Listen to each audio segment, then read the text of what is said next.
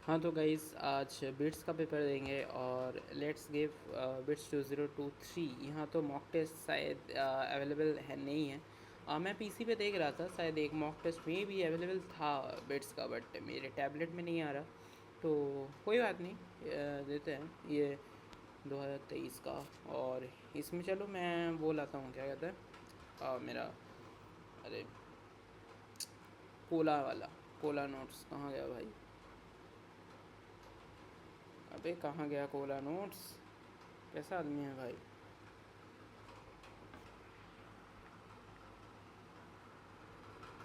अजीब बात है यार, आजकल खो जाता है ये। इसका वो थंबनेल भी चेंज कर दिया, पता है, कोला वाला का, कोला नोट्स। चलो यहाँ पर रफ में जाते हैं, नया फ्रेश पेज लेते हैं, यहीं करते हैं ना। ये इसमें लिखा क्या था भाई मैंने? इसमें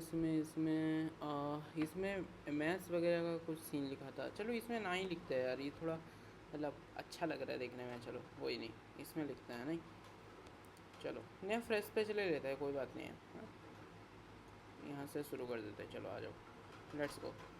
हाँ, नेक्स्ट पेज लिया जा सकता है, चलो कोई बात नहीं। चलो यहाँ यहाँ से स्टार्ट करते हैं, ओके स्टार्ट। ठीक है, तो पहला क्वेश्चन हमको दे रहा है, for constant hydraulic stress on an object the fractional of change in the objects volume and this bulk we are related as. ठीक है,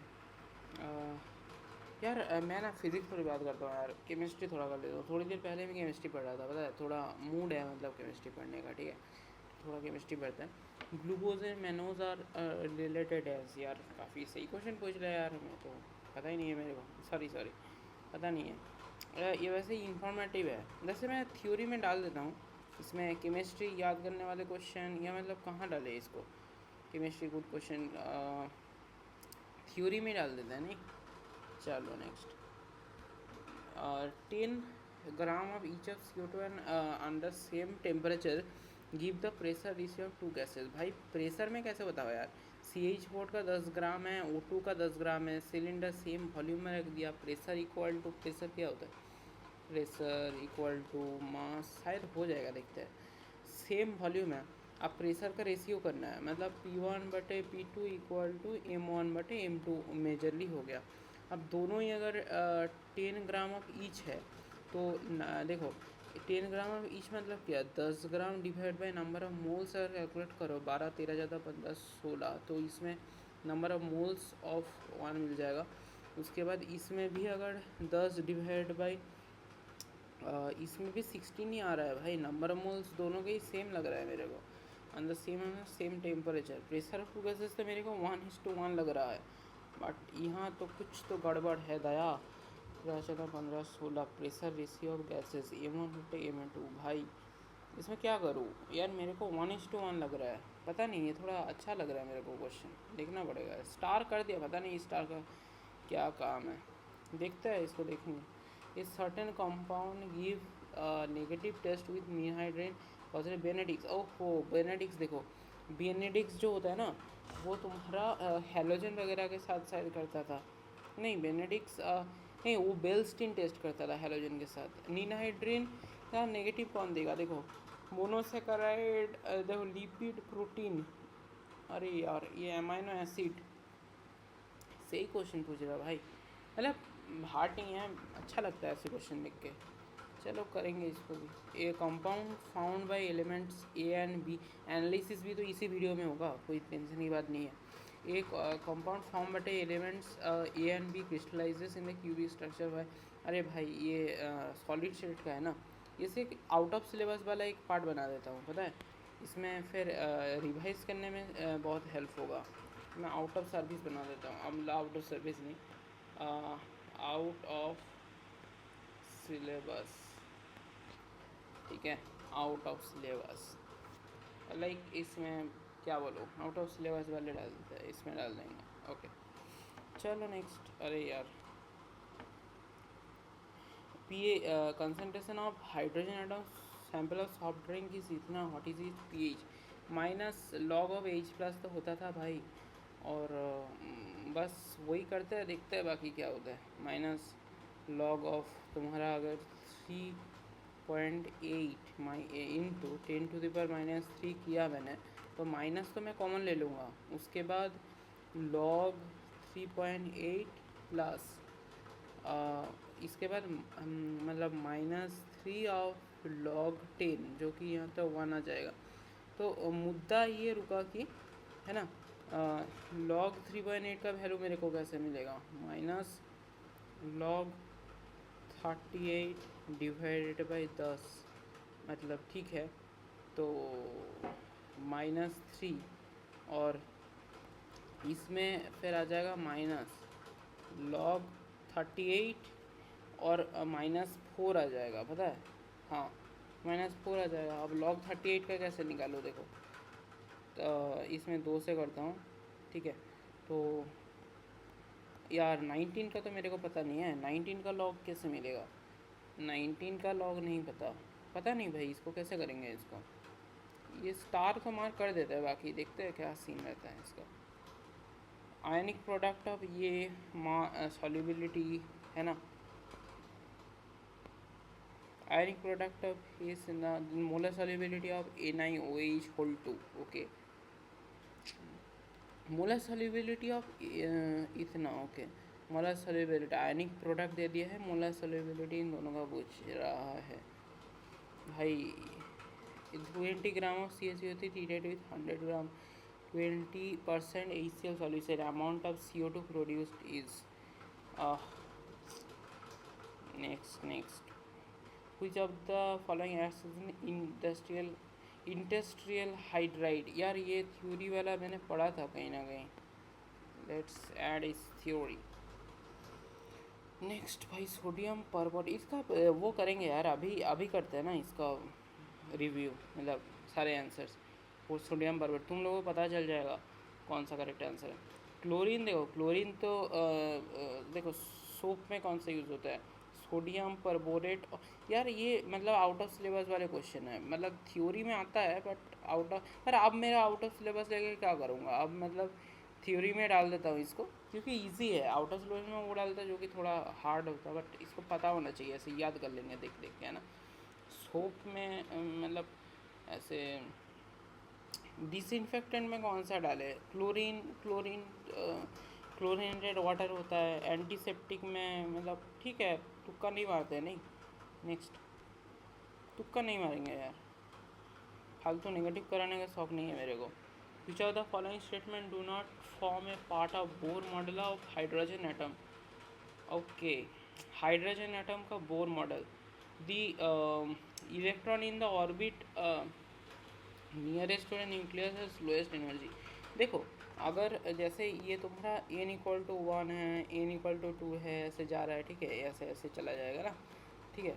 तो इससे एक बात तुम लोगों को पता चल रहा होगा कि जैसे यहाँ से एक आ रहा है सपोज, है ना, मैं लाइमन, बाल्मर, पास्चर, इन सबको अगर ऐसे कर दूँ, तो तुम्हें एक बात पता चल रही होगी कि ये first line, second line, third line ऐसे जा रहा है ना। तो क्या बोलो, तो जितना दूर से वो आएगा उतना उसका एनर्जी मतलब ठीक है ज़्यादा ही होना चाहिए। वेवलेंथ तो ये कम होगा, हाँ हाँ ठीक है ठीक है।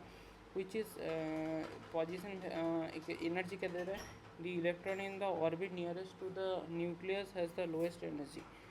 तो न्यूक्लियस जो होता है यहाँ पर, अगर इसको न्यूक्लियस मान ले तो उसके बाद electron nearest to the nucleus is lowest energy.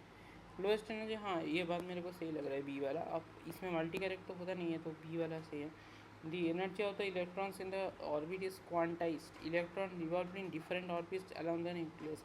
यार इसको भी मैं मतलब गलत कैसे कर सकता, अच्छा डज नॉट फॉर्म कह रहा है, तो देखो elimination is better than selection, management में पढ़ाया जाता है। तो बी वाला ऑप्शन हमारा करेक्ट है। सी वाला ऑप्शन अगर देखो, different orbits near the around the nucleus कह रहा है, इलेक्ट्रॉन में डिफरेंट न्यूक्लियस, हाँ भाई मतलब ठीक है, मानते तो हम ऐसा ही है ना। D, energy of the electrons orbit is quantized. अच्छा एनर्जी क्वांटाइज्ड हमने नहीं बोला था शायद, position of velocity can not be determined, हाँ ये वाला तो सही है, ये शायद हाइजेनबर्ग ने यही बताया था ना, delta x into delta p ऐसे greater than equals to 1 h/2 ऐसा करके कुछ बताया था शायद, छोड़ो। मुझे ठीक से याद नहीं आ रहा, बट ऐसा ही करके कुछ बताया था, ठीक है। इसका रबर थोड़ा बड़ा करते हैं भाई, ऐसा छोटा सा रबर का एक हो गया है। हाँ, तो ठीक है, ऐसा ही कुछ बताया था। तो ऑब्वियसली ऑप्शन डी मेरे को करेक्ट लग रहा है। तो next, equilibrium constant of the reaction is A plus two B plus A two plus two B. तो इसमें ई सेल जो है 0.0295 वोल्ट, और हमको ये दे दिया है। तो इसमें इक्विलिब्रियम कांस्टेंट मतलब तुम्हें वो वाला फार्मूला याद होना चाहिए। एक होता था E cell equal to E naught cell, ठीक है, माइनस यहाँ पर 0.06/n कर दो, लॉग क्यू कर दो, ठीक है। तो उसके बाद मैं क्या करूँ, 0.059 किया है इन लोगों ने, मतलब ठीक है। अब क्या बोले यार, हो हेल्प भी हो सकता है वैसे, पता नहीं, हो सकता है फ़ायदा हो जाए। बाकी इसमें अगर n की बात करूँ तो n तो मेरे को देखो दोनों को सेपरेट सेपरेट पहले लिखना पड़ेगा। जैसे a से ये क्या बन रहा है, a से अगर दो इलेक्ट्रॉन्स को मैं ऐसे हटा दूँ ना, दो इलेक्ट्रॉन्स को अगर a से मैं हटा दूँ तो मेरे को A2+ बन जाएगा, डन। उसके बाद b वाला है, b के साथ अगर मैं जैसे B+ है, इसके साथ इलेक्ट्रॉन एक कर दूँ तो मेरे को b मिल जाएगा, डन। अब यहाँ पर 2B+ कर देता हूँ, 2 इलेक्ट्रॉन करता हूँ 2, तो मेरा n बराबर मेरा क्या आ जाएगा, 2 आ जाएगा, ठीक है। तो n बराबर मेरा यहाँ पर क्या आ गया, 2 आ गया, तो यहाँ पर 2 लिख देते हैं। बाकी q तो मेरे को पूछा है इक्विलिब्रियम कांस्टेंट, ओके। और इससे ई नॉट सेल मेरे को पता है, नॉट सेल अब इक्विलिब्रियम कांस्टेंट है तो हमारा ई सेल 0 है, और ई नॉट सेल जो है ये हमारा क्या होगा, ये हमारा दे दिया है 0.0295, ओके। ना अगर इसको हम कैलकुलेट करें इस वाले पार्ट को, तो ये वाला पार्ट हमारा क्या आएगा, करते हैं 0.0, उसके बाद मतलब ठीक है, हाँ ठीक है। तो 0.0295 आ रहा है, और उसके इसको अगर हाँ ठीक है, बहुत ही बढ़िया है यार। लॉग q इक्वल टू मेरा 1 आ गया ना, तो q इक्वल टू फिर क्या आ जाएगा, q इक्वल टू 10 आना चाहिए, वैसे तो लग रहा है मेरे को 10 आना चाहिए, ठीक है। नेक्स्ट, हाँ, value of enthalpy change for the reaction इतना value of internal energy change for the above reaction at the temperature will be. तो मतलब कह रहा है कि value of enthalpy change for the reaction at कितना, अच्छा एंथैल्पी चेंज दे दिया है, कोई बात नहीं। Value of internal energy change for the above reaction, internal energy change मतलब डेल्टा यू मेरे को पूछ रहा है, ओके। डेल्टा यू मेरे को पूछ रहा है कितना हो जाएगा, डन है। तो डेल्टा यू मैं क्या करूँ, मेरे को क्या दे दिया है, अरे यार देखो, डेल्टा यू मेरे को पूछ रहा है इंटरनल एनर्जी, और मेरे को इन लोगों ने दे दिया है डेल्टा एच दे दिया है। इन लोगों ने कितना दिया वैल्यू, -1366, और डेल्टा एच नेगेटिव भी है, ये ध्यान रखना।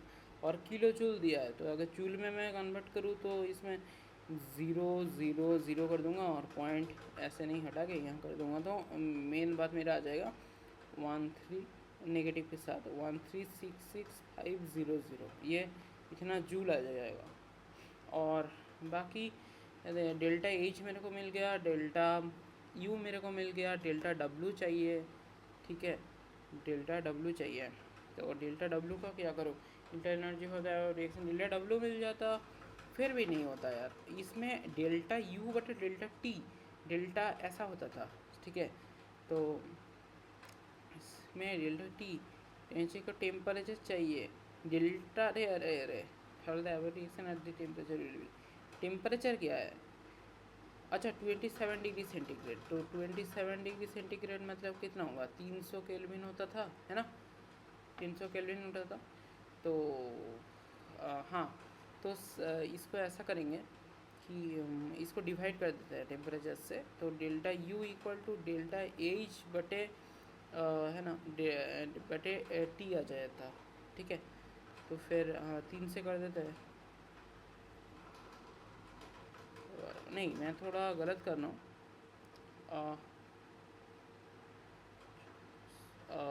रुको रुको, ये थोड़ा मैं गलत कर रहा हूँ शायद, डेल्टा यू बटे टी होता था क्या, पता नहीं ऐसा ही कुछ होता था यार। मतलब क्या बोलूँ, इसमें 3 से अगर मल्टीप्लाई कर दूँगा, 1369 दे दिया है भाई। मतलब मैं मल्टीप्लाई भी करता हूँ डिवाइड भी करता हूँ, उसके बाद देखते हैं कौन सा मैच इसके आसपास जाता है। देखो एक बात मैं तुम लोगों को बताता हूँ, देखो इसमें इसमें इसमें मल्टीप्लाई तो नहीं होना चाहिए भाई।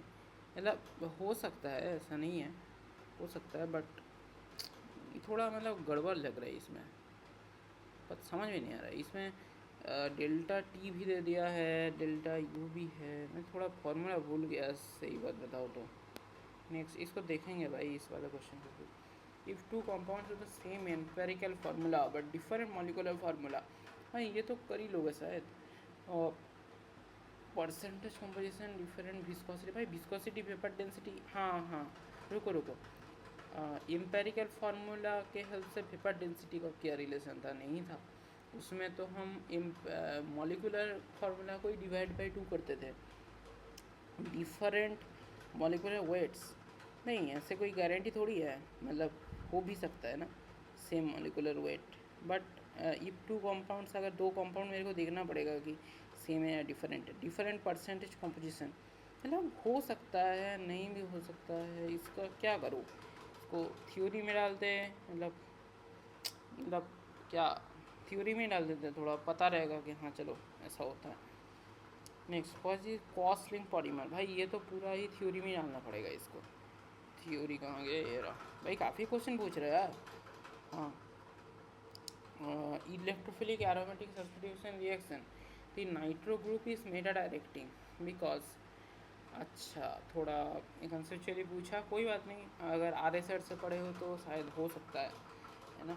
Decreases electron density at ortho and para positions, okay. Decrease electron density at Meta position, अच्छा।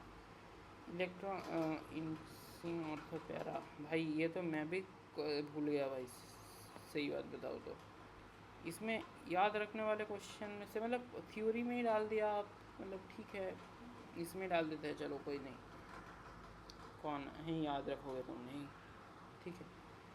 इसके बाद ये correct statement which respect the complexes A and A, अच्छा दोनों में देखो, इसमें वो पता रहना चाहिए पहली बात तो। इसमें CO में तुम्हारा वो 0 होता था, इसमें 2+ होता था, बाकी नाइस सी एन कंपनी दोनों ही तुम्हारा स्ट्रॉन्ग फील्ड एजेंट है, तो ऑक्सीडेशन स्टेट बोथ एकदम बिल्कुल सही है भाई। ऑक्सीडेशन स्टेट तो दोनों, नहीं नहीं नहीं रुको रुको रुको, ये गलत है भाई, शुरू वाला गलत है। इसमें NiCO4 जो है ना, NiCO4, इसमें तुम्हारा निकल का ऑक्सीडेशन स्टेट 0, और दूसरे वाले में निकल ऑक्सीडेशन स्टेट +2 होगा। स्क्वायर प्लेन ना दोनों, हाँ ये बात सही हो सकता है। हमें टेट्राहेड्रल जियोमेट्री रेस्पेक्टिव है, टेट्राहेड्रल स्क्वायर प्लेन जियोमेट्री, अबे भाई साहब क्या बात कर रहे हो, हाँ square plane tetrahedral, okay okay, मतलब जियोमेट्री के बारे में आ गया तुम अब, क्या बात है। मतलब देखो अब स्क्वायर प्लेन ना दोनों को, ठीक है, तो एक काम कर सकते हैं, देखो इनका इलेक्ट्रॉनिक कॉन्फ़िगरेशन लिखते हैं ना, NiCO4, इसका अगर मैं देखूँ, और दूसरा मैं देख रहा हूँ NiCN4 2-, ओके। और नाउ सी यहाँ पर निकल का जो सीन है, निकल का स्कैंडियम टाइटेनियम, देखो scandium titanium vanadium chromium manganese iron cobalt nickel, ठीक है, कॉपर जिंक। उसके बाद यहाँ पर क्या करोगे, 21 22 23 24 25 26, ओके, 27 28 29 30। अब इसमें निकल वाला जो है ये तुम्हारा 4:3D8 आ जाएगा, डन। 4:3D8 आ गया ना ये वाला, तो ठीक है 4:3D8, 4:3D8 आ गया, तो इसमें तुम्हारा 8 हट के, अगर मैं इसको D वाला 3D वाला यहाँ पर ड्रॉ करो तो 8 चाहिए, 1 2 3 4 5 6 7 8, तो मेरे पास 2 अनपेयर्ड बच गए। अब 2 अनपेयर्ड बच गए, तो इसमें मतलब अगर मैं इसका ड्रॉ करूँगा ना जब इसको, तो मेरा मतलब ठीक है 2+ वाला मैंने किया। और दूसरे केस में मैं क्या कर रहा हूँ, इसमें अब तो देखो ये वाला यहाँ चला जाएगा क्योंकि अब स्ट्रॉन्ग फील्ड है तो तुम्हारा फिर पेयरिंग हो जाएगा, एक बच जाएगा तो DsP2 बन जाएगा, ठीक है। और दूसरे वाले में जब एस भी रहेंगे -2 तब क्या होगा ना कि इसमें sp3 बन जाएगा। मतलब NiCO4 जो है, NiCO4 जो है, NiCO4 जो है, रुको रुको एक सेकेंड, अगर वो रहेगा तो sp3 बनेगा। ठीक है बिल्कुल बिल्कुल हाँ।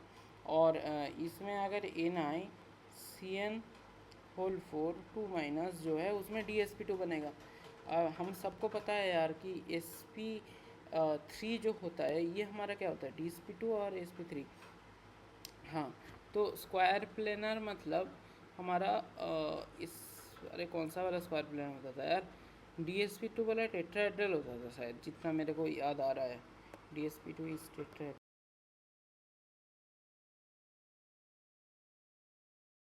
ये सुनी नहीं बताइए, ये क्या कह रहा है कि यार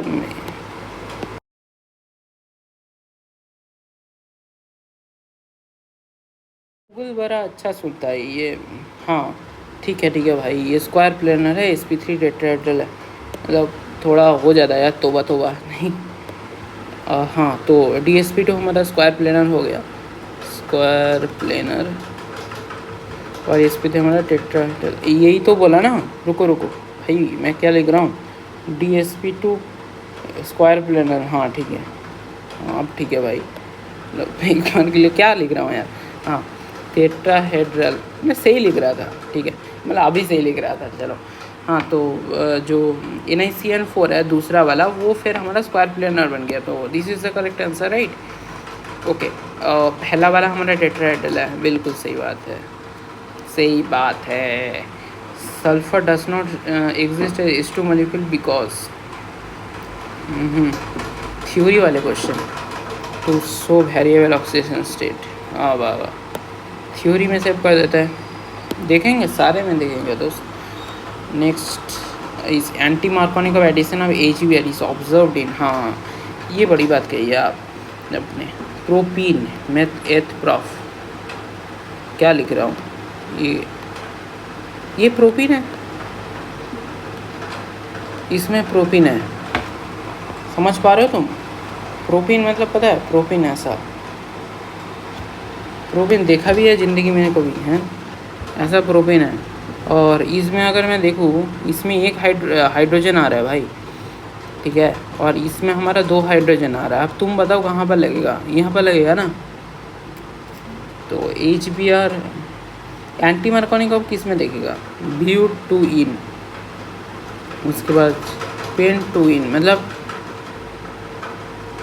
कुछ भी, ऑल ऑफ दिस, मतलब क्या बोलूँ, प्रोपीन में तो नहीं लगेगा, इसमें भी नहीं लगेगा। अरे क्या हो रहा है,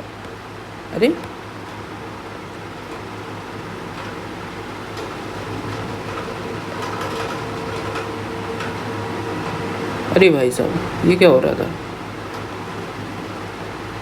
ऐसा होता है क्या, 2 लाइन से नहीं जाता ये, अच्छा पेज ही अलग हो गया, माय गॉड पेज ही अलग हो गया भाई, कोई बात नहीं। हाँ तो इन दोनों में नहीं होगा यार, इन दोनों में नहीं होगा, मतलब एंटी मार्कोनिक ऑफ कैसे कर लोगे तुम, नहीं होगा, इसमें होगा एंटी मार्कोनिक ऑफ, तो प्रोपीन ही हमारे करेक्ट आंसर है भाई, प्रोपीन है। नेक्स्ट, हाँ तो एम्फोटेरिक पूछ रहा है, एम्फोटेरिक CO2 कभी नहीं होगा भाई, एसिडिक टाइप का बंदा है, CaO बेसिक है, SiO2 SnO2 एम्फोटेरिक है, SiO2 भी शायद एसिडिक वगैरह था, फिर भी इसको एक बार मतलब मैं रख तो दूंगा थ्योरी में, केमिस्ट्री ना थ्योरी में ही रख लेता हूँ, मतलब ठीक है थ्योरी नहीं याद रखने वाले में रख लेता हूँ। चलो नेक्स्ट,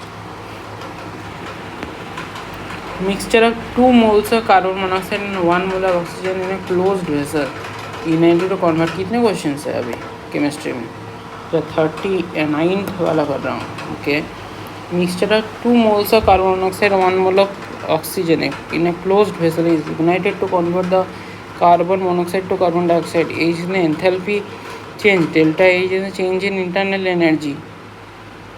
देन भाई बिटसेट में कितना टाइम दिया है यार, 4 घंटा 47 मिनट्स। अबे इतना समय का भी देने लगा भाई बिटसेट, मतलब 5 घंटा देने लगा है भाई। क्या क्या आदमी है।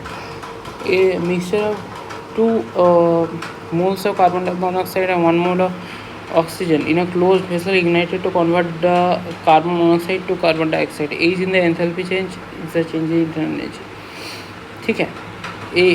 हाँ, तो डेल्टा यू को मतलब इंटरनल एनर्जी कह रहा है, बाकी ये लोग पूछ रहे हैं कि कौन ज़्यादा होगा। ठीक है, एच तो हमारा कांस्टेंट प्रेशर में होता था, एच जो होता था डेल्टा यू, तो उनमें क्या डिफरेंस है बताओ। ये कांस्टेंट प्रेशर में होता था, है ना, और ये हमारा कांस्टेंट टेम्परेचर में होता था। बाकी n C p delta T ना कांस्टेंट वॉल्यूम में होता था, है ना, कांस्टेंट वॉल्यूम। तो ये n C v delta T होता था, एन मतलब जो समझ रहे हो ना डेल्टा यू वाला n C v delta T, और डेल्टा टी वाला जो होता था वो n C p delta T. Okay, now n C p delta T और n C v delta T, इसमें देन पूछ रहा है कि मेरा पास क्या है, मेरे पास क्लोज्ड वेसल है, मतलब वॉल्यूम ऑब्वियसली कांस्टेंट है, और कार्बन डाइऑक्साइड और 2 moles of carbon dioxide. Pressure के बारे में कुछ कह रहा है क्या? Pressure 2 moles of carbon dioxide 1 mole of oxygen closed vessel ignited. Pressure तो बढ़ता रहेगा मेरे हिसाब से, तो हाँ डेल्टा एच ज़्यादा होना चाहिए तो यू से। तो प्रेशर तो तुम जला रहे हो अंदर, वॉल्यूम कांस्टेंट भले ही है, उसका पर प्रेशर बढ़ता रहेगा ना, इग्नाइट कर रहे हो अगर मोल्स वगैरह, मतलब ठीक है। कुछ ऑफ द फॉलोइंग डिक्रीज, बहुत कम मोल्स होता तो फिर एक बार के लिए सोच के देखते कि पर 1 मोल्स 2 मोल्स सेम है, मतलब इतना बुरा भी नहीं है। तो नेक्स्ट क्या कह रहा है कि which of the following decreasing orders of stability is correct. कौन सा decreasing order of stability correct है? ओके, स्टेबिलिटी का डिक्रीजिंग ऑर्डर पूछ रहा है, which of the following decreasing order of stability correct. देखो स्टेबिलिटी सबसे ज़्यादा है किसका, ये पहले बताओ मेरे को, स्टेबिलिटी सबसे ज़्यादा किसका है? सर सबसे ज़्यादा स्टेबिलिटी अगर मैं पीरियोडिक टेबल की बात करूँ, पहली बात तो पीरियोडिक टेबल पूरा याद होना चाहिए, ठीक है। बाकी अगर पीरियोडिक टेबल की मैं बात करूँ तो Mg का कैल्शियम तो मतलब ठीक है, हाइड्रोजन हीलियम ऐसे तरीके से जाता है ना, ऐसे ऐसे जाके ऐसे, ठीक है, तो मतलब ठीक है, थोड़ा ये रफ नहीं ड्रॉ करे तो अच्छा है। हाँ, तो हाइड्रोजन हीलियम, उसके बाद lithium beryllium, boron carbon nitrogen oxygen fluorine neon, sodium magnesium aluminium silicon phosphorus sulphur chlorine argon potassium calcium. Okay, now stability का डिक्रीजिंग ऑर्डर, बैगिट जर्मेनियम ये गैलियम। और बताओ भाई बेरियम कहाँ है तुम्हारा? बेरियम बेटा मांगे कार स्कूटर, बाप राजी बाप, तो यहाँ बेरियम आ गया। एसर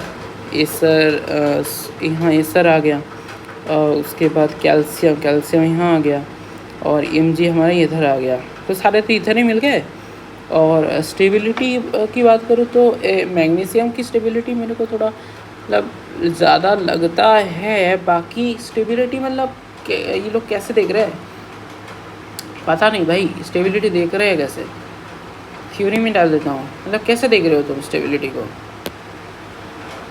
मैं कंडीशन भूल गया स्टेबिलिटी का, मतलब बैक बॉन्डिंग हाइड्रोलाइसिस ये सब एक बार के लिए देखते हैं, बट इसमें क्या देख रहे हो लोग, है ना, ठीक है। तो साइज वगैरह क्या मतलब क्राइटेरिया क्या है बताना ज़रा कमेंट्स में, पता है तो तुम्हें। Which of the following is added to permanent hardness, देखो ये मेरे को पता है, वैसे Na2CO3 या K2CO3 में से कुछ था शायद, फिर भी मैं इसको थ्योरी में डाल देता हूँ। आउट ऑफ सिलेबस है वैसे, पर अभी तो आउट ऑफ सिलेबस कुछ भी नहीं है, सब पढ़ना पड़ेगा। तो identify product in the series of reaction, क्या प्रोडक्ट बनेगा भाई? HBr बनेगा, तो फिर जुड़ जाएगा दो साइड में HBr, KOH लगेगा तो मतलब क्या होगा, OH लग जाएगा Br को हटा के, और OH लग जाएगा, फिर Na2CO3 लगाएंगे H2 प्रेजेंस में, तो फिर I लग जाना चाहिए, ठीक है। मेरे हिसाब से ये अल्कोहल मतलब Na2CO होते I2 एक्सेस, ये लास्ट वाला थोड़ा परेशान कर दिया, बाकी तो ठीक था, लास्ट वाला पार्ट थोड़ा मतलब परेशान कर दिया। ये ऑर्गेनिक के लिए सोच रहा हूँ दूसरा ग्रुप बना दो, पता है रिएक्शन वगैरह थोड़ा अच्छे से रिवाइज कर पाएंगे, फिर ऑर्गेनिक के लिए अलग ग्रुप बना देते हैं। या तो ग्रुप बनाने की ज़रूरत नहीं है, इस सब को देखना पड़ेगा, इन सबको थोड़ा करना पड़ेगा, ठीक है। Okay, the temperature K at which G equal to 0 for a given reaction delta H delta S G। हाँ भाई ये बात बताओ तुम, इस हाँ ये तो मेरे को पता है, ये पता है मेरे को। 5 में 10 10 10, इसको अगर काटेंगे फिर क्या होगा। ओके, डेल्टा H बटे डेल्टा S अगर मैं कर दूँ, टेम्परेचर इक्वल टू ना डेल्टा H बटे डेल्टा S होता था मेरे को, जितना डेल्टा S बटे डेल्टा H होता था। हाँ यही होता था यार, T डेल्टा S, ठीक है। मतलब देखो मैं तुम्हें फार्मूला बताता हूँ, delta G equal to delta G0 plus T delta S, ऐसा प्लस या माइनस कुछ ना कुछ होता था। तो डेल्टा G0 क्योंकि अभी ये माइनस होता था, ठीक है। और डेल्टा G0 जीरो नहीं है, बल्कि तुम्हारा पूरा डेल्टा G ही जीरो है, ठीक है। तो इसमें पहली बात तो ये तुम्हारा माइनस होगा और ये तुम्हारा जीरो आ जाएगा।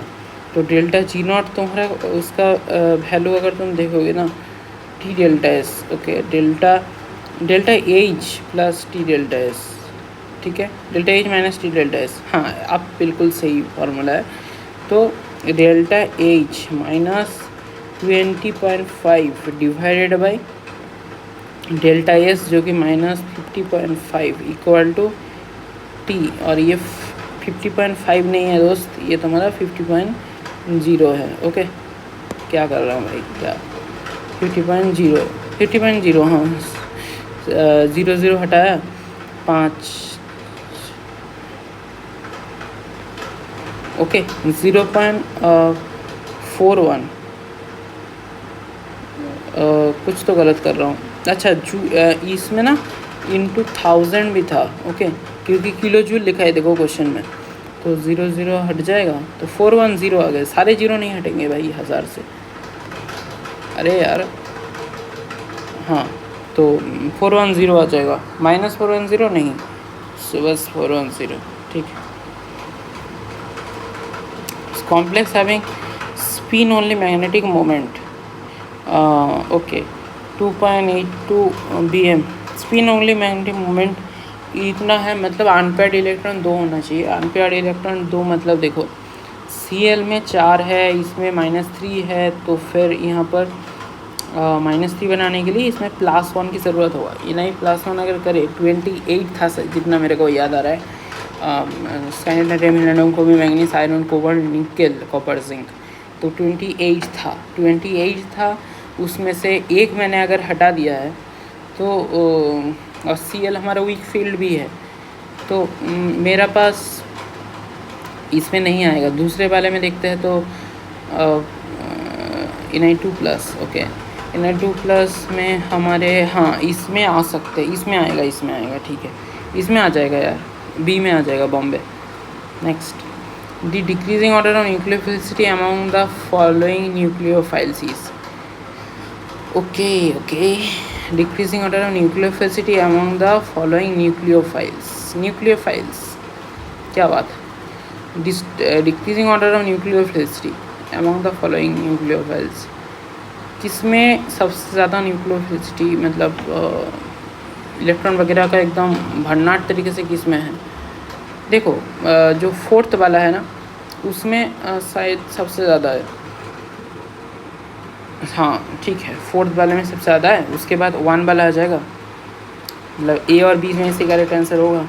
उसके बाद नाइट्रोजन और ऑक्सीजन में से ऑक्सीजन के ऊपर नेगेटिव ज़्यादा स्टेबल होता है, और CH3 जो होता है वो और ज़्यादा, मतलब ठीक है, थोड़ा बहुत +I वगैरह के बारे में सोच सकते हैं। तो 2, उसके बाद 3 आ जाएगा। तो मैं तो आगरा के साथ जाने वाला हूँ।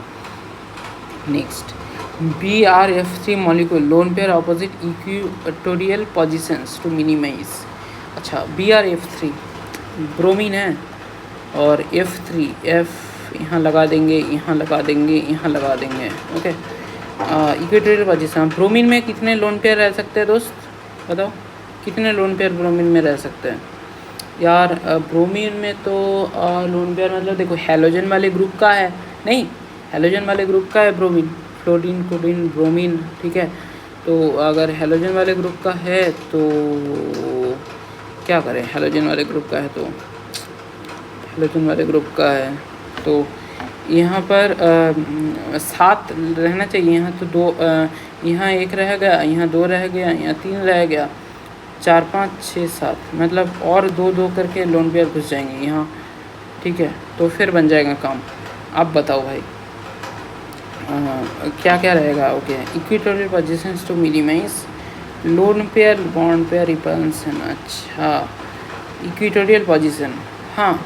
और तुम्हारा पता है इसका वो कैसा होगा दिखने में, देखो ब्रोमीन है और यहाँ पर F है, ये इजी क्वेश्चन है भाई। ये यहाँ F है, यहाँ पर लोन पेयर है, यहाँ लोन पेयर है, ऐसे ऐसे, ठीक है। ये दोनों एक्सियल में है और ये तुम्हारे एक प्लेन में आ जाएगा। अगर मैं ऐसे करूँ ना इसको, तो ये एक ऐसे प्लेन में आ जाएगा, ठीक है, और वो तुम्हारा एक दूसरे प्लेन में आ जाएगा। या थोड़ा सा कलर चेंज कर दो तो फिर वो थोड़ा दूसरा प्लेन में आएगा, ये वाला पार्ट, ठीक है। ये तुम्हारा ऊपर वाले प्लेन में आएंगे, डन, ठीक है। तो उसके बाद इसको अगर मैं ऑब्ज़र्व करूँ तो भाई ये थोड़ा अलग ही हो गया, ठीक है। अभी थोड़ा ज़्यादा अच्छा फील आ रहा है देख के, ठीक है। तो हाँ, मैं जो कह रहा था इसका थोड़ा डिफरेंट जगह था। बाकी loan pair bond pair repulsion equatorial नहीं, ये वाला सीन नहीं था। लोन पेयर रिपल्सन ओनली, हाँ तुम कह सकते हो lone pair repulsion, loan pair bond pair repulsion, bond pair repulsion only. नहीं, बी वाला तो गलत होगा, देखो एलिमिनेशन करता हूँ। डी वाला जो है लोन पेयर रिपल्सन, ये भी गलत ही होगा। Loan pair bond pair repulsion only, मेरे को सी में ही ज़्यादा इंटरेस्ट आ रहा है, सी में ही ज़्यादा इंटरेस्ट आ रहा है, वरना मतलब हाँ वही सी में ही ज़्यादा इंटरेस्ट आ रहा है। चलो next, which of the following has linear structure. यार ये वाला तो आसान है, SO2 वाला हो जाएगा। 4 के साथ मैं जाऊंगा, 4 के साथ N3 माइनस, हाँ शायद V के साथ भी मैं जाऊंगा, I3+। अच्छा, NO2 2 वाले के साथ मैं नहीं जाऊंगा, इस वाले के साथ नहीं जाऊंगा, I3 माइनस I3+, इन दोनों के साथ प्रॉब्लम हो रहा है। तो देखता है, देखो जिसमें 2 रहेगा उसको तो मैं हटा दूंगा, E को मैं हटा दूंगा, C को मैं हटा दूंगा, तो और D को भी हट गया इस वजह से, तो 1 और 5 ही रहा। अच्छा 4 भी तो है मेरे पास, SO2 नहीं था यार, सॉरी मैंने क्या कर रहा हूँ भाई, बॉम्बे, इनकोइड Bombay. Next, the volume temperature graphs of a given mass of ideal gas at constant pressures is shown below. What is the order of pressures? देखो इसमें PV इक्वल टू NRT वाला लगेगा इसमें, और PV इक्वल टू NRT, अरे ये क्या हो रहा है भाई, अरे इसमें ऐसे सेप बन जाता है क्या ऐसे, अरे भाई साहब क्या बात है, अरे ये तो मेरे को पता ही नहीं था यार, सही बात है, बढ़िया भाई बढ़िया। अच्छा हाँ, तो सब मज़े बाद में करेंगे। PV इक्वल टू NRT होता है। अब V और T के बीच में मेरे को बनाना है, तो NR/P × T, ठीक है। तो फिर मैं आराम से V वर्सेस T का ग्राफ बना पाऊँगा, और इसमें V वर्सेस T का ग्राफ जब मैं बना रहा हूँ तब ऐसे ऐसे और ऐसे जा रहा है, डन, ऐसे जा रहा है, P1 P2 P3 जा रहा है, ठीक है P1 P2 P3 जा रहा है। अच्छा, तो कैलकुलेट ऑर्डर ऑफ प्रेशर्स, मैं तो भाई बोलूँगा जो अब मैं ऐसे यहाँ कटप्पा मेथड लगा दूँगा। कटप्पा मेथड लगाने के बाद यहाँ मेरे को प्रेशर में कंपैरिजन करने के लिए बोला है। देखो प्रेशर जितना ज़्यादा होगा ना उतना कम टेम्परेचर होगा, प्रेशर जितना ज़्यादा होगा टेम्परेचर को उतना बढ़ना पड़ेगा और वॉल्यूम को उतना ही ठीक है मतलब यहाँ से ये आ रहा है कि टेम्परेचर प्रोपोर्शनल टू पी और volume proportional to 1/p। Done. तो हाँ, तो मैंने अगर टेम्परेचर कांस्टेंट मान दिया तो वॉल्यूम के ऊपर सब कुछ डिपेंड कर रहा है। तो V3 जो है V3 लेस देन V2, ठीक है, लेस देन V1। अब बताओ, अब तो इस वजह से अब क्योंकि इन्वर्सली है, सॉरी मैं क्या कर रहा हूँ यार, ये तो मैंने प्रेशर का ऑर्डर लिख दिया ना। अरे क्या कर रहा हूँ, अबे हटाओ भाई इसको, तो आके मत दिमाग खा यार। हाँ, तो V3 ज़्यादा ऑब्वियसली है V2 से और उसके बाद V1 है, तो राइट, तो P हमारा उल्टा हो जाएगा, P1 greater than P2 greater than P3, ये है। नेक्स्ट, अरे यार B बॉम्बे, बीट सेट में B से बीट और B से बॉम्बे, क्या बढ़िया कॉम्बिनेशन है। एसिटिलीन मॉलिक्यूल यार, acetylene okay, between the carbon has 3 pi bonds। Acetylene यार मैं भूल कैसे गया, एल्काइन होता था ना, उसका पहला वाला जो होता था C ट्रिपल बॉन्ड CH, ये होता था acetylene. Okay, now between the carbon atoms there is 3 pi bonds, बिल्कुल नहीं, 1 सिग्मा बॉन्ड 2 pi bonds। हाँ, बॉम्बे एकदम करेक्ट है। क्या है, आसान क्वेश्चन है भाई, पता है तो किया जा सकता है। केमिस्ट्री ख़त्म हो गया, क्या बात है, इतने जल्दी ख़त्म कर दिया यार। कितने क्वेश्चन कर रहा हूँ मैं, 4 5 6 7 8 9 10 11 12 13 14 15 16 17 18 19 20 21 22 23 24 25 26, मतलब मैंने 26 इंटू 2 सबमिट करके देखते हैं, तब सबमिट कैसे करूँ, यहाँ से सबमिट करते हैं ना। हाँ, तो मैंने 78 मार्क्स का अटेम्प्ट किया है, देखते हैं कितना मिलता है 78 में से। अरे यार काफ़ी कम हो गया है, मतलब हाँ, मतलब गलत कहाँ हुआ मेरा, एक्यूरेसी 69%। ओके, 13 क्वेश्चन अटेम्प्ट किया हूँ, ये कैसी बात है, 13 क्वेश्चन लिटरली, इसमें से 9 करेक्ट 4 रॉन्ग, 13 अटेम्प्ट कैसे कर रहे हो भाई, ये कैसा सवाल तुम बता रहे हो, कहाँ 13 किया मैंने, करेक्ट 18, रॉन्ग 8 क्वेश्चन रॉन्ग हुए 18, तो मैंने 10 फिर इफेक्टिवली आया, 4 10 30 में से 8 गलत हो गए, तो फिर 23। ओके, मतलब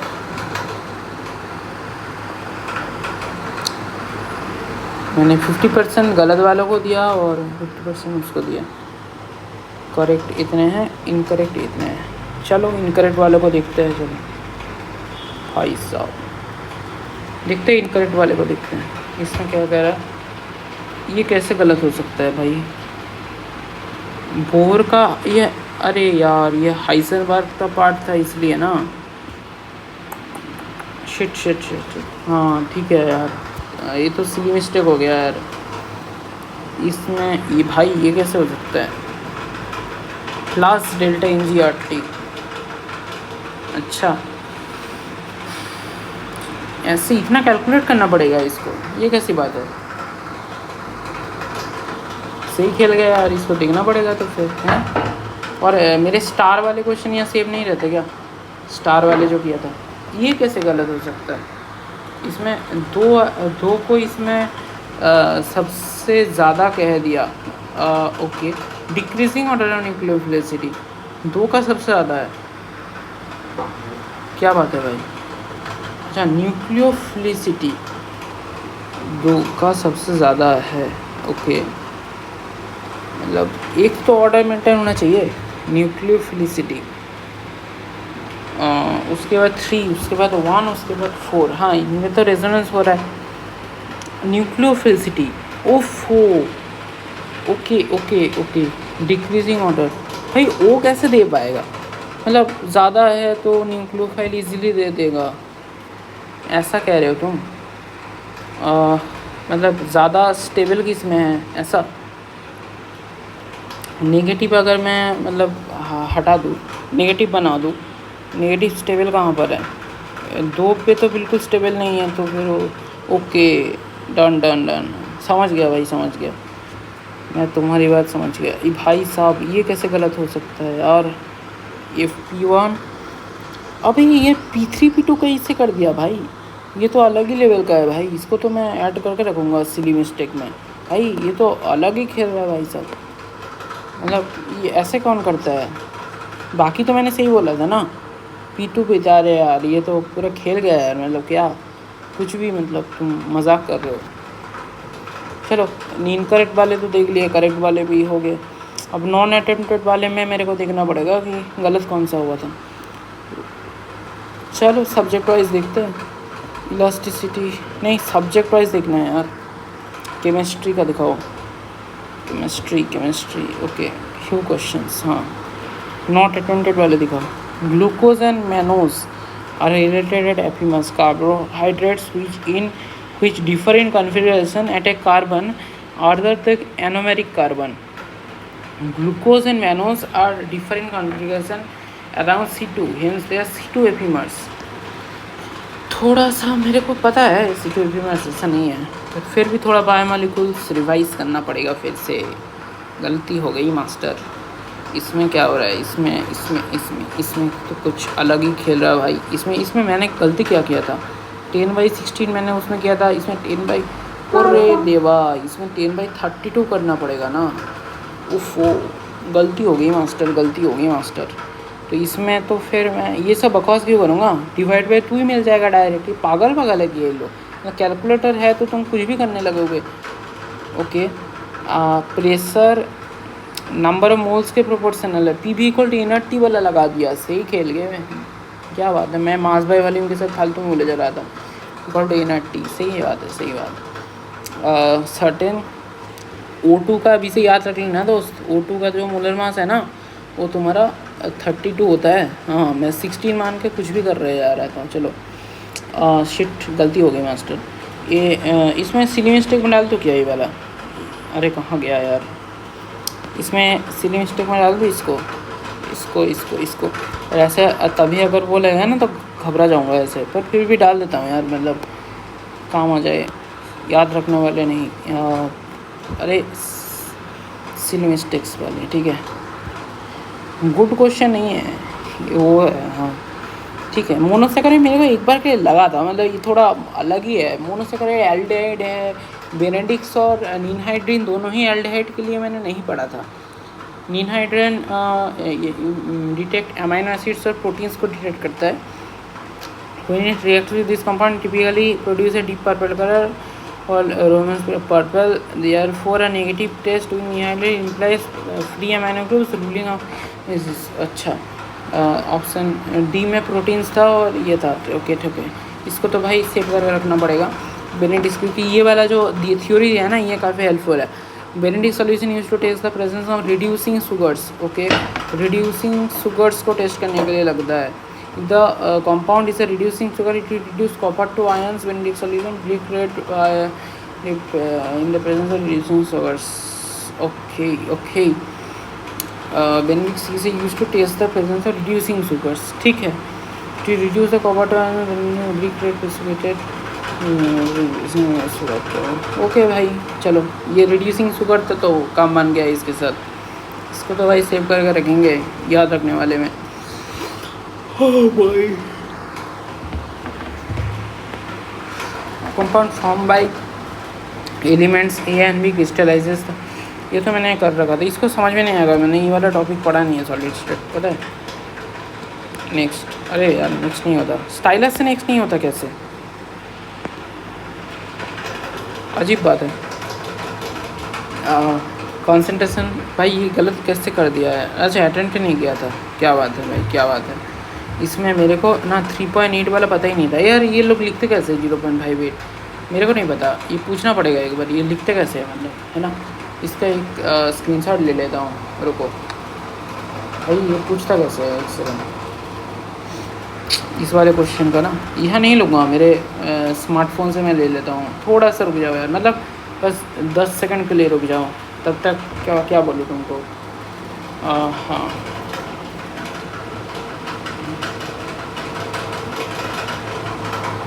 इसमें सेंड कर देता हूँ। हाँ,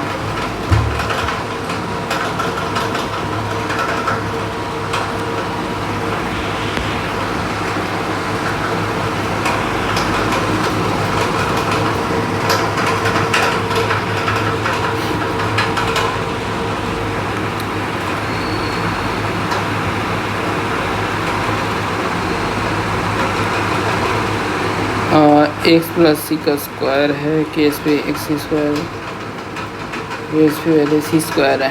ओके, मतलब सॉल्युबिलिटी 20 ग्राम C S CO3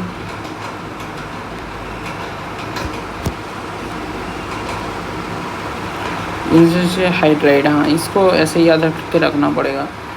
Francis metal classic industrial, कहाँ से पढ़े हो तुम इस वाले को? इंडस्ट्रियल वाला ना, थ्योरी में करे रखे और ऑलरेडी सेव्ड है। सोडियम, हाँ ये तो मतलब समझ नहीं आएगा मेरे को, फिर भी बिथानॉल इलेक्ट्रिसिटी एजेंट पढ़ना पड़ेगा इसको।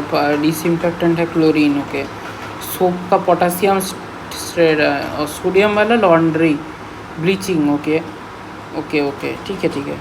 बिथियोनॉल antiseptic agent, soaps and personal care. Okay, ठीक है ठीक है, एंटीसेप्टिक थियोनल था। इसमें क्या सीन था, इसमें मैंने नहीं किया था वाला। इसका इसका इसका delta U plus NGRT NRT, क्या बात है। अच्छा, डेल्टा पी को NRT कर दिया, delta is equal to delta U plus delta P, ऐसा कब से होने लगा? डेल्टा जो फर्स्ट लॉ था बनने में अकॉर्डिंग टू वो था delta Q equal to delta U plus delta W, ये था ना। तो मतलब ये क्या सीन है, डेल्टा यू को पी भी बना दिया, पी डेल्टा भी। हाँ चलो, इसको तो मैं NRT मान सकता हूँ, चलो कोई नहीं। और इसको डेल्टा एच मान सकते हैं। ओके, तो फिर तो कोई बात ही नहीं है, डेल्टा यू इसको दे दिया है NRT, ठीक है। तो NRT फिर तो सॉल्व हो जाएगा। NRT n-1 है, n-1 है, n तो -1 है, 3 4 5 माइनस। हाँ, ये वाला जो H2 है इसमें क्या है, CO2 का 2 - 3, हाँ -1 है। RT और डेल्टा H भी अपन को पता है, क्वेश्चन ने दे दिया है। डेल्टा U पूछा है, हो जाएगा बट फिर भी याद रख लेना भाई, ये क्वेश्चन बहुत आते हैं। Next,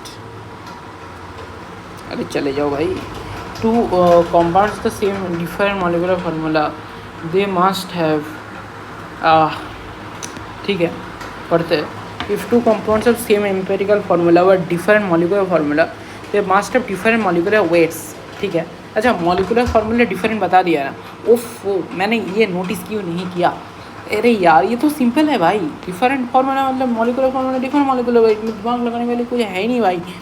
The empirical formula represents the simple whole number ratio of the elements of the compound, but it does not provide information about the actual number of atoms in a molecular formula, because the molecular formula is multiple of the empirical formula. Compounds with the different molecular formula have the different molecular weights, even if the empirical formula is the same.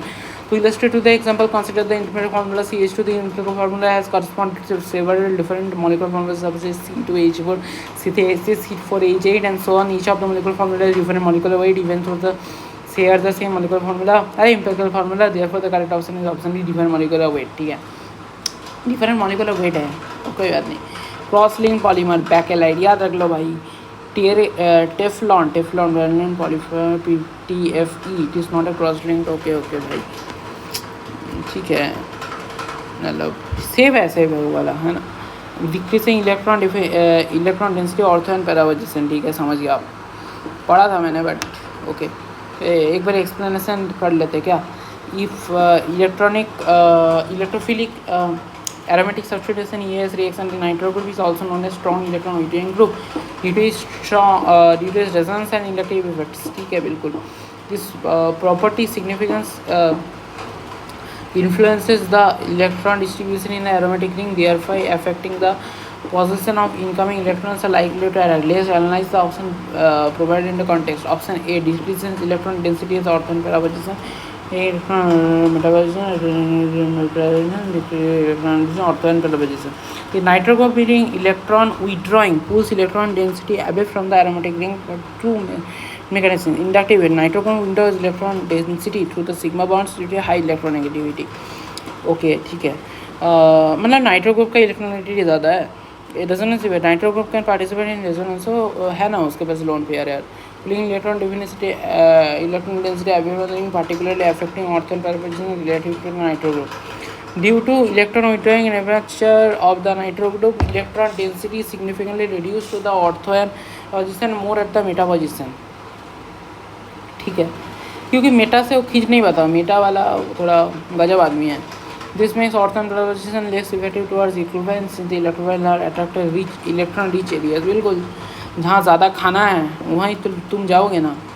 As a result meta position become relatively electron rich for comparison to the ortho and para position, thus the electrophoretic substitution most likely to occur in the meta position. Based on this understanding, correct answer is decreases electron ortho and para position, ठीक है भाई, समझ गया। Next, sulphur does not exist as H2 molecule, it is able to constitute p-pi bonds, does not exist as H2 molecule, मतलब exist ही नहीं करता दोस्त। It is not able to conjugate p-pi bonds, अच्छा sulphur does not exist as H2 molecule primarily because enable to constitute, बस revision के लिए बहुत बढ़िया है यार ऐसे questions. In the case of oxygen the small size of oxygen atoms and the high electronegativity allow the 2p orbitals to overlap effectively, forming a strong p-pi double bond in O2, ठीक है। As a result, molecular oxygen exists as a diatomic molecule. However, sulfur atoms are larger and less electronegative compared to oxygen. Sulphur atoms बड़े होते हैं and less electronegative होता है oxygen के comparison में, हाँ। तो significant size difference make the overlap difference of 3p orbitals, the corresponding orbitals in sulfur less effective for forming p-pi double bond. Instead, sulfur stabilizes itself more effectively by catening to a larger molecular structures like acid. मतलब sulphur जो होता है वो larger से वो करता है, higher each sulphur atoms form single bond and adjacent sulphur atom structure this elementary sulphur. फिर भी ये वाला चीज़ एक बार मैं अपना टीचर से पूछूंगा, ये वाला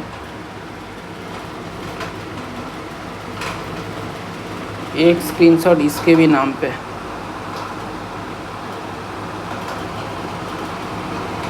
ठीक है ओके।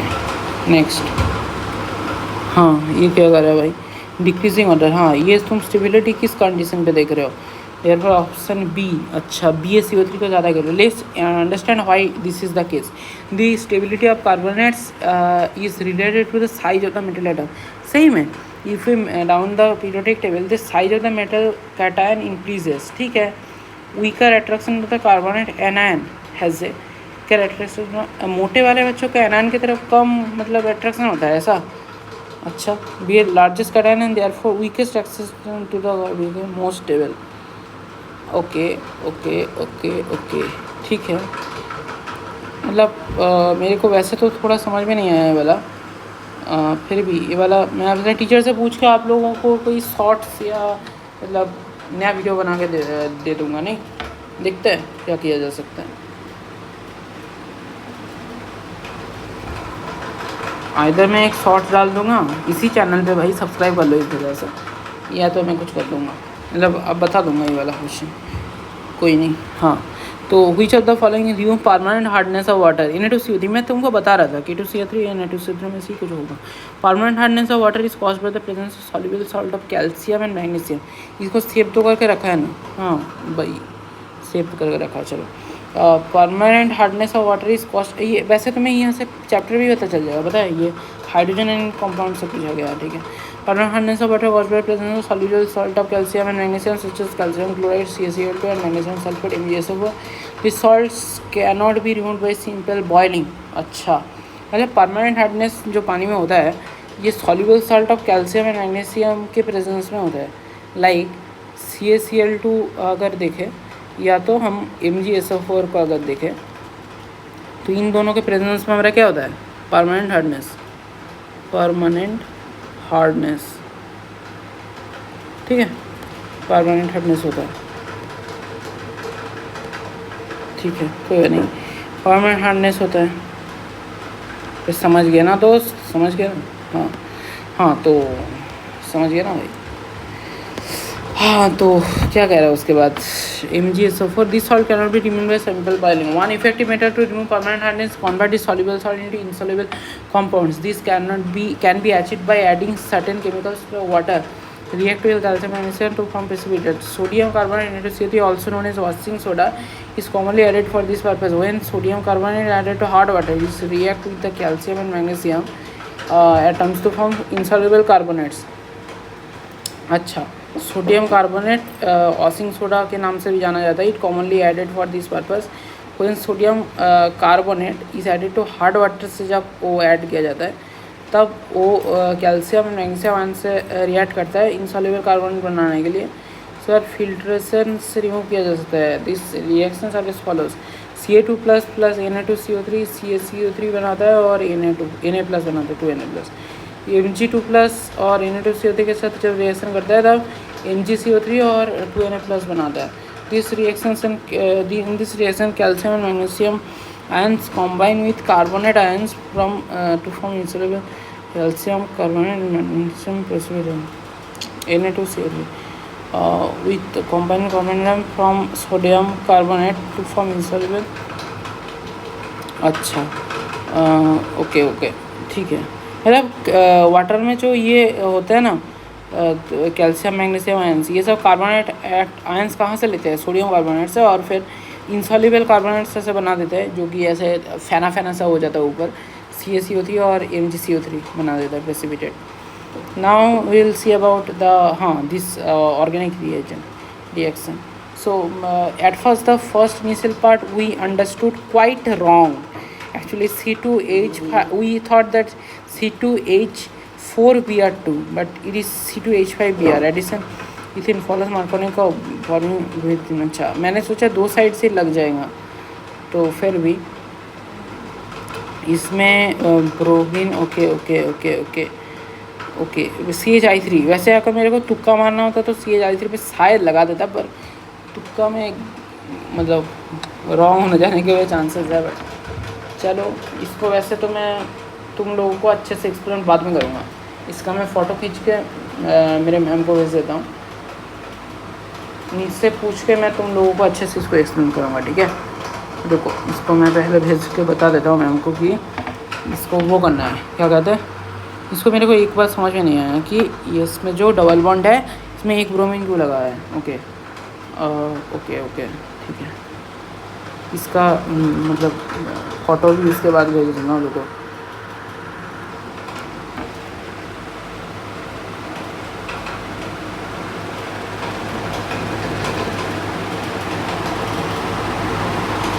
मैम इस क्वेश्चन में पहले जो CH2 डबल बॉन्ड CH2 उसके साथ HBr को रिएक्ट कराया गया है, तो फिर एक X कंपाउंड बनता है, उसके साथ एक्वस के बीच रिएक्ट करके Y कंपाउंड बनता है, फिर Na2CO3 in iodine presence excess Z compound बनता है।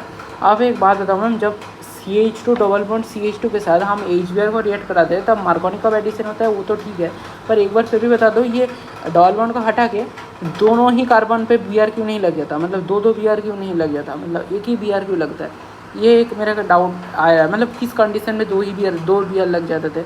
उसके बाद ठीक है, अगर एक Br लगा तो फिर KOH डालने से एक Br को हटा के OH लग जाएगा, और फिर Na2CO3 जो होता है उसमें मैम आयोडीन मतलब फॉर्म क्यों होता है, मतलब ऐसा लिखा है कि इथानॉल और ethyl alcohol react with iodine, ethyl alcohol react with iodine in the presence sodium carbonate form iodoform, अच्छा इसको आयोडोफॉर्म टेस्ट कहा जाता है ना। और ओके ठीक है। For the presence of methyl ketones and alcohol, ठीक है, ये का टेस्ट है फिर तो ठीक है। फिर मेरा डाउट ये है कि दो डबल बॉन्ड, मतलब डबल बॉन्ड अगर है पहला वाला पार्ट में, तो उसमें 2 बियर क्यों नहीं लग रहा है, एक ही बियर क्यों लग रहा है, ये डाउट है।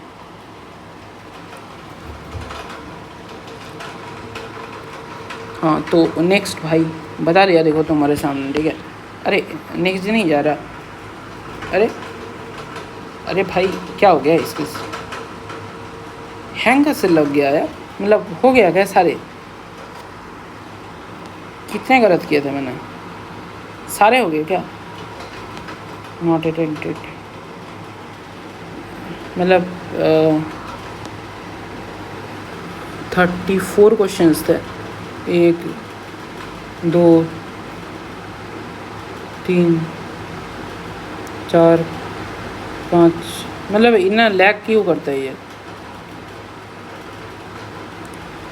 और नहीं है, ये कैसी बात है, सारे ख़त्म हो गए, क्या बात है भाई, सारे ख़त्म हो गए फिर। चलो फिर आज के लिए वीडियो को इतना ही, सब्सक्राइब कर देना और टाइम वेस्ट नहीं करेंगे, चलो बाय।